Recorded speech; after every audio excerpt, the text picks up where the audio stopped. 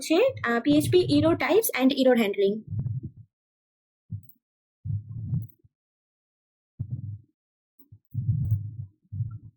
error.php। ওকে,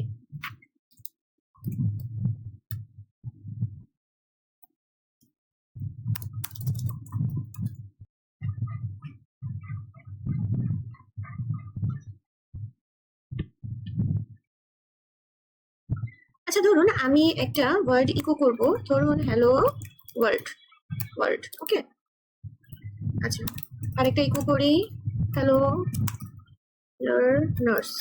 আচ্ছা বলুন তো এখানে সমস্যা কি? সমস্যা হচ্ছে এখানে আমি সেমিকোলন দেইনি, ঠিক আছে। এখন আমি যদি এটাকে, আমাদের ছিল পিএইচপি,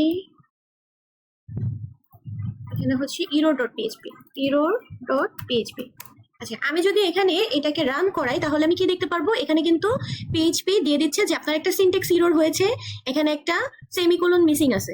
হ্যাঁ, এখন আমি যদি এখানে সেমিকোলন দিয়ে দিই তাহলে কিন্তু এখানে আর এরর দেখাবে না। হ্যাঁ, কিন্তু আমরা দেখাতে চাচ্ছি যে এরর দেখাক, ঠিক আছে, কারণ আজকের আমাদের টাইপস মানে ক্লাসই হচ্ছে এররের উপর। হ্যাঁ, আচ্ছা তাহলে এখানে কি ধরনের এরর দেখাচ্ছে? যেটা কোন ধরনের এরর? এটা হচ্ছে পার্স এরর। ওকে, সিনট্যাক্স এরর। ওকে, আমি দিলামই হচ্ছে এটা হচ্ছে সিনট্যাক্স এরর। ওকে, এটা আমি কমেন্ট করে দিই।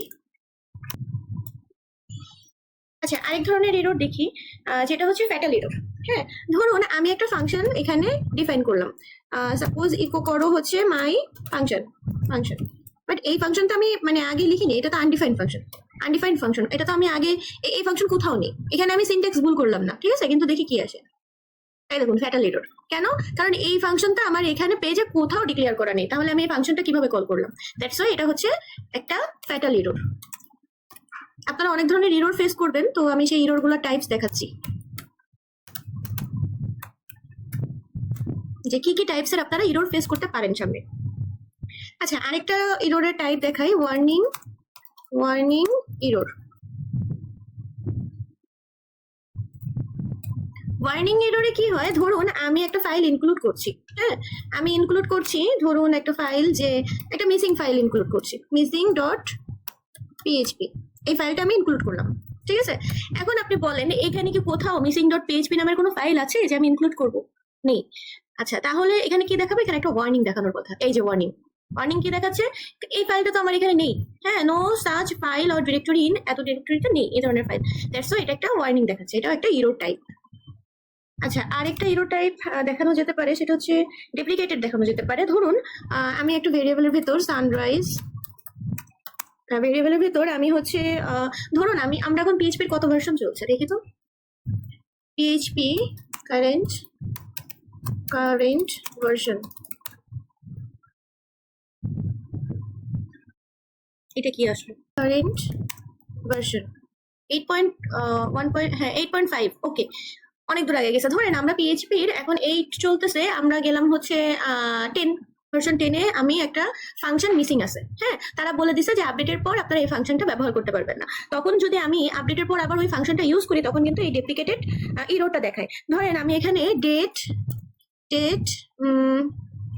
আন্ডারস্কোর সানরাইজ, এই দেখুন এই যে এইটা কিন্তু কেটে দিছে, যে এটা আমি ব্যবহার করতে পারবো না, হ্যাঁ আপডেটের পর, কিন্তু তাও আমি এটা ইউজ করলাম। তাহলে কি হবে? দেখুন এটা কিন্তু ফাংশনটা কাটা, এটা কিন্তু আমি ইউজ করতে পারবো না, তাও আমি ইউজ করলাম জোর করে। হ্যাঁ, টাইম আমি একটা সানরাইজ দিয়ে দিই, এটা দিয়ে দিই, এই যে এই যেগুলো কাটা আছে সেই সান ফাংশন, হ্যাঁ যেগুলো কাটা আছে মানে যেগুলো ইউজ করতে পারবো না, তো দিয়ে দিই 34 পয়েন্ট। এই কাজ করবে না, তাও আমি হচ্ছে আপনাদের দেখানোর জন্য আর কি বোঝাচ্ছি। হ্যাঁ, আরেকটা মান দিলাম।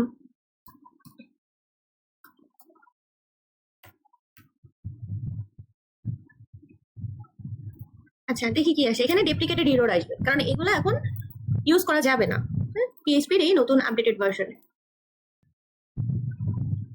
ওকে, লাইন নাম্বার 15-তে আনকোড টাইপ এরর, মানে আমার এই ফাংশনটা এখন ইউজেবল না, এটা আমি ইউজ করতে পারবো না, তারপর আমি ইউজ করতেছি, দ্যাটস ওয়াই এখানে এরর দেখাচ্ছে, ঠিক আছে।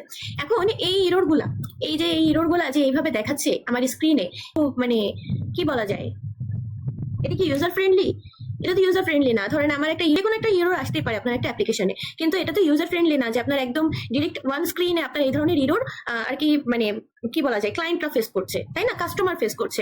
আপনার কি করতে হবে, আপনার এররটা হ্যান্ডেল করতে হবে সুন্দরভাবে, যাতে কাস্টমার এইসব ডেভেলপার্স এর এগুলো তো আপনার আপনার বোঝার জন্য, এগুলো ডেভেলপার্সরা বুঝবে, আমরা বুঝবো, কিন্তু এগুলো তো ক্লায়েন্টের বোঝার দরকার নেই বা কাস্টমারের বোঝার দরকার নেই।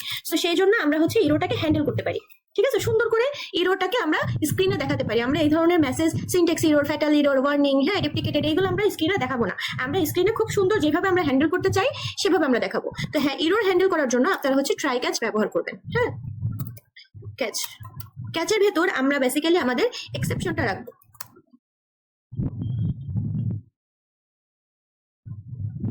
ওকে, আচ্ছা, এখানে আমরা আমাদের এক্সেপশন রাখবো। এক্সেপশনটাকে আমি ই ধরে নিলাম, ঠিক আছে,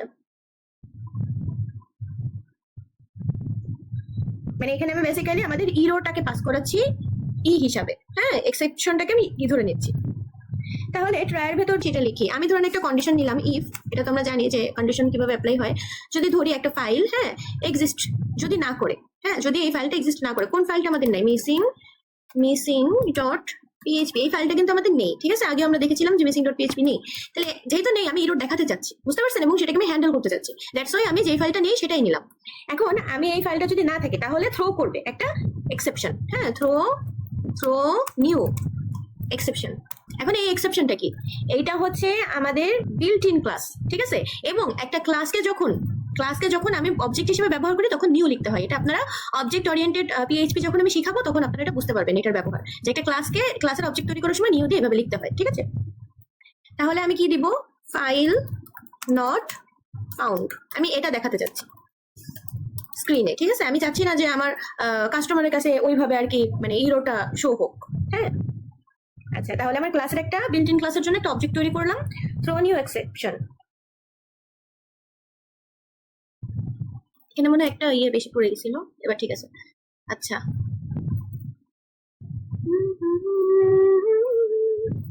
ওকে, তাহলে এখন আমাদের হচ্ছে আমরা ক্যাচ করলাম এক্সেপশনটা, এখানে যদি ফাইল না পাই এই ফাইলটা আমরা থ্রো করবো এক্সেপশন, এবং এক্সেপশনটাকে আমি এখানে ক্যাচ করলাম ইতে, এবং তাহলে আমি হচ্ছে ইকো করবো কোনটা, ইকো করবো কিন্তু ইটা, মানে আমার এই এক্সেপশনটা আমি এখানে ধরলাম ফাইল নট ফাউন্ড, এটারে আমি এখানে পাস করলাম।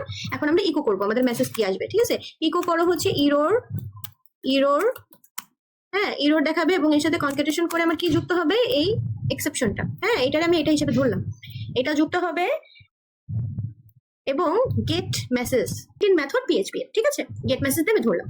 তাহলে চলুন এখন আমাদের এটা কিভাবে দেখাচ্ছে আমরা গিয়ে দেখি, কোথায়, এই যে error file not found.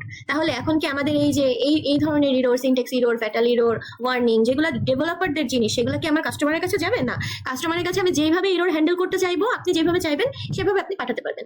So এটাই ছিল পিএইচপির আজকের error type and error handling এর উপর ক্লাস। সবাই ভালো থাকবেন, সুস্থ থাকবেন, ধন্যবাদ।